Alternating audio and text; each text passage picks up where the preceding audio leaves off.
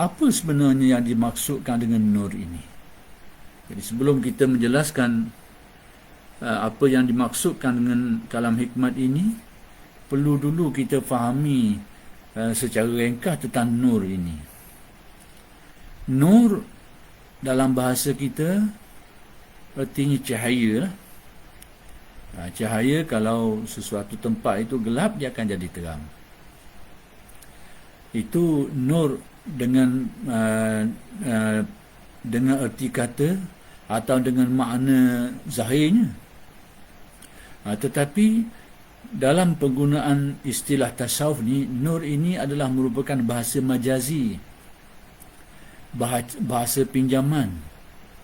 Yang dimaksudkan bukan nur fizik itu, tapi dia ada makna-makna lain yang dari satu sisi ada sudut-sudut persamaannya antara nur yang merupakan cahaya fizik ini dengan nur yang dimaksudkan di dalam ilmu tasawuf ni. Jadi nur yang dimaksudkan dalam tasawuf ini maksudnya hidayah, petunjuk. Hidayah Allah Subhanahu Wa Taala itulah yang dikatakan nur. Maka perkataan nur ini diguna pakai untuk menjelaskan maksud hidayah ini, kerana dia ada beberapa aspek persamaan dan mudah kita fahamlah. Sebagaimana nur yang kita tahu ni, cahaya ni, dalam kehidupan kita hari ni, fungsi dia yang gelap akan jadi cerah. Hak dak nampak jadi nampak. Hak dak tahu jadi tahu. Hak dak detail jadi detail. Kadang-kadang dak nampak benda, ada cahaya nampak.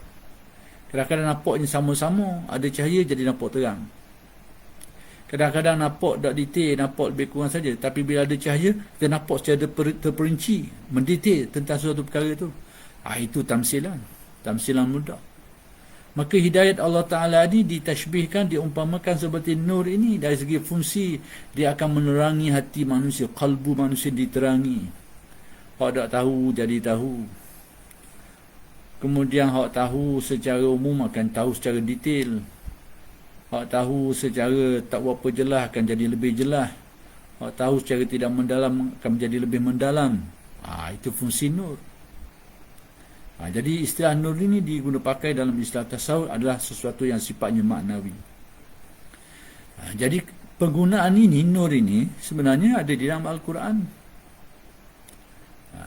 Ada dalam Al-Quran, antaranya yang terutamanya berkait dengan perbincangan ilmu tasawuf ni, iaitu tentang nur dan kaitan dengan hati manusia ini, iaitu di mana Allah Ta'ala berfirman dalam Al-Quran, inna nura, iaitu firman Allah di dalam Al-Quran yang berkaitan dengan nur ini, afaman syarahallahu sadrahu lil islami fahuwa ala nurin min rabbih. Maka sesiapa yang diterangkan hatinya oleh Allah, diterangkan dadanya untuk menerima Islam, yakni dibuka pintu hati dia, dada dia tu, pintu rohani dia tu dibuka untuk menerima Islam. Lalu orang ini, orang yang terbuka dada dia ni, terbuka pintu rohani dia ni untuk menerima kebenaran Islam ini, maka dikatakan fahuwa ala nurin min rabbih.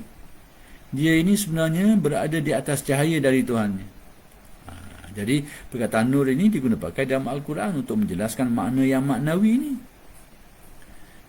Jadi baik, bila berkait dengan ayat ini, Nabi ada memberi penjelasan, menjelaskan tentang nur yang disebut dalam ayat ini. Maka kata Nabi, inna nura idza dakhala al-qalba infasakha wansharaha atau kama qala. Nur ini, fungsi dia, apabila dia masuk ke dalam hati manusia ni, menembusi masuk sampai ke dalam hati nurani manusia ini, dia infasakh wansyarah. Infasakh ni akan membuang, terbuanglah segala kekaratan, keburukan dia itu akan terbuang. Wansyarah akan lapang, luas, terbukalah pandangan makrifat. Itu fungsi nur. Jadi inilah sebenarnya yang dibahaskan dalam tasawuf tentang fungsi nur ini, kerana dia berfungsi infasakh ni akan menjadikan hati manusia akan tercabut, akan terbuang keburukan tu, sifat-sifat mazmumah, sifat-sifat buruk yang penuh dengan ujub, dengan takabur, dengan riak, dengan sombong, dengan hasad, dengan khianat, dengan iri hati, macam-macam lagi yang memenuhi jiwa manusia ini, dia akan terbuang bila nur itu bertapuk dalam hati manusia. Akan tercabut, akan terkikis keburukan-keburukan itu.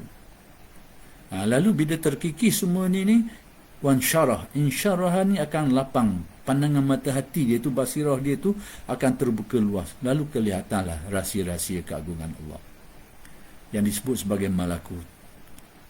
Malakut ni rahsia di sebalik alam nyata ni, alam syahadah. Kalau kita tengok hari ni depan mata kita ni, alam syahadah, alam yang dapat dikesan oleh panca indera.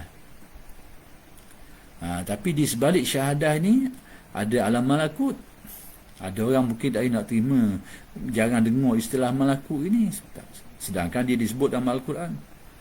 Seperti yang diminta oleh Nabi Allah, hari ini malakutas sama, perlihatkan kepadaku malakut ni, kerajaan rahsia kerajaan Allah di sebalik alam nyata, alam zahir ni. Jadi istilah malakut ni telah diguna pakai dan diistilahkan dalam ilmu tasawuf ni, menjelaskan tentang, antaranya tentang alam barzakh, atau menjelaskan tentang kalau dalam bab ketuhanan ni berkait dengan af'al Allah lah, alam ruh, alam arwah.